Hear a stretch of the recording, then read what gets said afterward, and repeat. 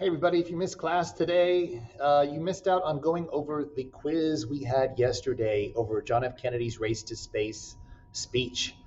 And it's a really well done speech talking about how America wants to be, is going to be, is willing to pay the price to be the first to make it to the moon. And he's trying to sell people on it and get people excited about it. And the quiz, we had struggles with some of these questions, especially with question 2 and especially with question 3. So I did want to go over those and also talk about question 1 real quick because riddle skills. So if you did not take the quiz yesterday, the highest grade you can make now is a 75. So get it done. A 75 is much better than a 0. But if you take it now, of course, you're going to know the first 3 answers. And question 4 and 5, those were the easiest. Most of us got those right anyway. So that's why the top grade now is a 75. So just be aware of that. Go take care of it. Watch this video and then see it and do well. And then for affirmations, remember, you are strong, confident, and successful. And you want to get used to thinking that way and get the work done as soon as possible so you're not stuck at the end of the 9 weeks going, oh my God, oh my God, oh my God, I've got so much to do. So let's look at these questions. And the way I always say to do it is important, right? Use your riddle skills. Find answers that match all the details. Read questions carefully. Highlight keywords so you'll pay closer attention. Read all the answers, even if you already think you have a good answer, right? There might be one better further down. So watch out for that. Go back to the text to verify information. Look for details. And then if there's 2 good answers, choose the one closest to the main idea. And what's the main point he's trying to make? Well, I usually say it's at the first paragraph or the last paragraph because it's like an essay, right? In the intro or conclusion, you'll find the thesis. So remember that. So for question 1, which statement best summarizes,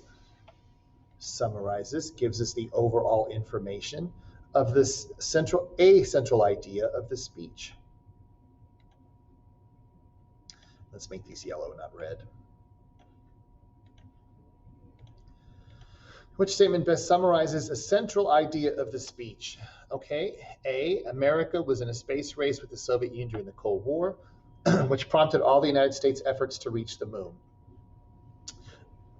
America was in a space race with the Soviet Union during the Cold War, but the word that really throws this off is all. Everything we did to get to space, all of it, was because of the Cold War with Russia. That's not what he said in the speech, right? We want to be the first ones there. We want to lead. We want to be leaders. We want to bring peace.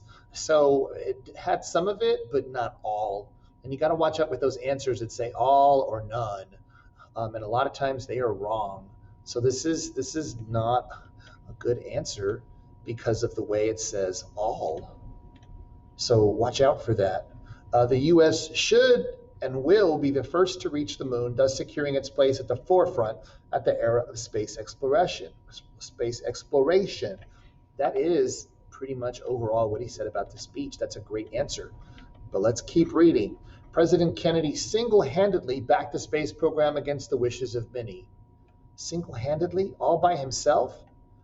President Kennedy was the only person who believed in the space program? That doesn't make any sense. That sounds like that all or nothing. Just President Kennedy? No, that can't be right.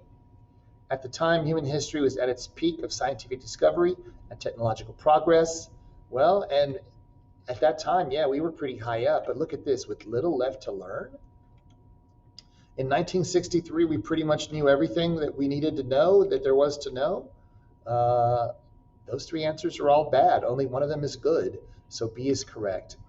For this one, a lot of us missed it because we didn't read the question carefully. I had students in every class miss it, and I would tell them, the ones that were here in person, hey, you missed question 2 because you didn't understand the question. You missed one of the details.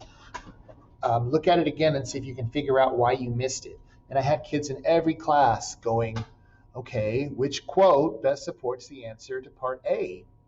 And I'm like, that's not what it says. They're like, well, I'm reading it. Read it again. Which quote best supports the answer to part A? And I'm like, that's not what it says. It doesn't say which quote. What does it say? Oh, which 2 of the following quotes? So this is one quote, two quotes, three quotes, right? So you're supposed to pick two answers, two quotes. And if you didn't read that carefully, you only picked one. And most people picked one of the right ones, but they only picked one instead of two, so they got it wrong. So watch out for question two. And for all questions, read carefully, highlight the key words so that you have a better chance of getting them right. Question three, how does President Kennedy frame the history of progress in this speech? Well, and this makes it hard because they don't tell you paragraph 5 or paragraph 6 or paragraph 7. You have to remember where it was at and go back and look at it. So if you go back, excuse me, to the top of the second page, right? No man can grasp how far we've come, but condense 50,000 years of history into half a century, 50 years. And basically he's saying that, right, nothing happened for 40 years. And then 10 years ago, we made shelters. 2 years ago or 5 years ago, they had a cart with wheels. Christianity began less than 2 years ago. The printing press, less than 2 months ago, right? 2 months ago, the steam engine provided a new source of power. That was just a little while ago. Newton exploring gravity. Look at this, last month. So picture this, 50 years, nothing happens until the last month. And then in the last month of the 50 years of human existence, all these things happen, right? Telephone, automobile, airplane, penicillin, television, nuclear power. There's the bell. So basically for 50 years, nothing happened for 40 years, and then for a tiny bit, and then the last month, boom, everything took off. And he's just going through step by step what happened to show that very little happened until very recently. So let's look at question 3 again. How does President Kennedy frame, and look at this word, how, not why, how. How does he frame, show, right? If the word frame wasn't there, what would you use? I would put show the history of progress in this speech. So let's look at these answers. He condenses the past 50,000 years of human history to showcase the rapidity, right, the speed of recent technological progress. Nothing, boom, and then everything. So that's a great answer. We're going to read them all because there might be a better one.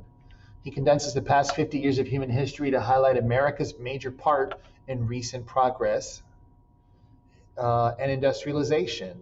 Well, that sounds like why. Why did he do it? And that does seem like why he did it, right? But they weren't asking why, they were asking how. So so that's what makes this one not fit, because this is more a why than a how. And then look at this. He compares the shortness of history to the lengthiness of prehistory, showing the future as a wide expanse. Well, and this is another why. He is showing us, that's why he's showing us. But does he do any comparison in those 2 paragraphs that we looked at? He's not comparing. He's showing, boom, boom, this is what happened, this is what happened. So comparing, and the fact that this is more like a why, it makes this answer bad. And this one too. He's not comparing anything in his frame of 50,000 years. And this is a why too, right? Not how. So the only answer that really works for 3 is A. And then number 4, of course, just Google. You'll be able to figure it out. Or if you go back to paragraph 14 and read it in context, you'll be able to tell. And then if you look at the paragraph towards the end, all the things that happen, you should be able to figure this answer too. But you have to go back towards the end to figure it out. So once again, take your time, pay attention to how it's worded, read carefully, and think, use riddle skills, and you can figure all these questions out very easily and get a solid 75. So get it done, because a 75 is way better than a 0, and I will see you on Monday. Bye-bye.